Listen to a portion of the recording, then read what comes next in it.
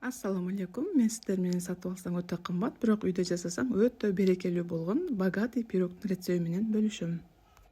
Эң алгач эле ишибизди жумуртканын агы менен сарысынан ажыратып алуудан баштайбыз. Агын меренге жасоо үчүн алып коебуз, сарысына камыр ээлейбиз. Сахарды, эритилген масланы үстүнөн кошуп, аралаштырып алабыз. Un, разрыхлитель жана макты кошуп, колубуз менен жакшылап унду ээлейбиз. Бул эч кандай колго жабышпаган послушный камыр болот. Коркпостон колубуз менен жасайбыз.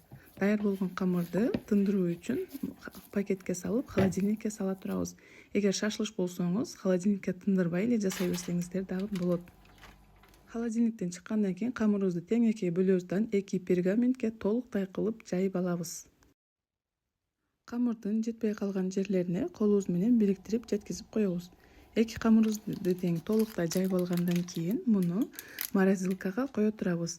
Ал учурда биз меренганы жасоого киришебиз. Эсиңиздерде болсун, меренгага эч кандай мага окшоп жумуртканын сарысы аралашпоосу керек жана жасап аткан идишиңиз өтө курук болуусу шарт. Сахарды акырындык менен кошуп отуруп, меренганы плотный формага келгенге чейин аралаштырабыз. Андан кийин крахмал, майдаланган жаңгакты дагы кошуп алабыз. Сиздердин меренгаңыздар өтө плотный формада болуш керек. Ал меники ушундай суюк болуп калды. Жумуртканын сарысы болгондуктан тең экиге бөлүп, эки кожуктун үстүнө жакшылап жайып алабыз да 180 градуста духовкада биширип алабыз. Ортодо крем-чиз жасайбыз кремге. Мага окшоп граммдап сатып алсаңыз болот творожный сырды. Творожный сыр, сахар жана сливкини плотный формага келгенге чейин миксерлейбиз. Бул кремди сиз ар кандай кымбат торторго колдоно берсеңиздер болот. Өтө плотный болот. Ар кандай гүлдөрдү, каалаган формаңызды түшүрүп алсаңыздар болот. Эми кремдин баарыны бир кожубуздун үстүнө тегиз кылып жайып алабыз дагы. Экинчисини меренгасынын үстүнө каратып, үстүнө коебуз. Бетини ар кимдин өзүнүн фантазиясына жараша кооздоп алса болот. Мен жөн гана сахарный пудра менен гана кооздоп койдум.